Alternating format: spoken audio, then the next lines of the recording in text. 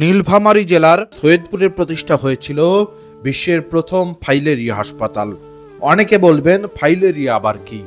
আপনারা নিশ্চয়ই গোদ রোগের নাম শুনেছেন, হাত পা ফুলে যায় যে রোগে। এই গোদ রোগের মেডিকেল ভাষায় নাম ফাইলেরিয়া। উত্তরবঙ্গে গোদ রোগীর সংখ্যা বেশি হওয়ায় সৈয়দপুরে জাপান সরকারের সহযোগিতায় প্রতিষ্ঠা হয়েছিল বিশ্বের প্রথম ফাইলেরিয়া হাসপাতাল। বিদেশিদের সহযোগিতায় ভালোই চলছিল এই হাসপাতাল। দেশের বিভিন্ন প্রান্ত থেকে রোগী আসছিল চিকিৎসা নিতে, ছিল আধুনিক সব সুযোগ সুবিধা, রোগীদের উপকারও হচ্ছিল।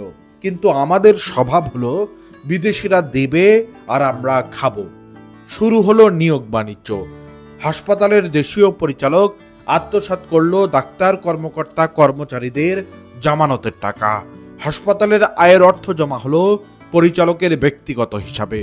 এসব অনিয়মের জন্য বিদেশি দাতারা নিল মুখ ফিরিয়ে। টাকার অনিয়মে 2023 সালে বন্ধ হয়ে গেল বিশ্বের প্রথম বিশেষায়িত এই হাসপাতাল। এখন চারদিকে খা খা করে শুধু।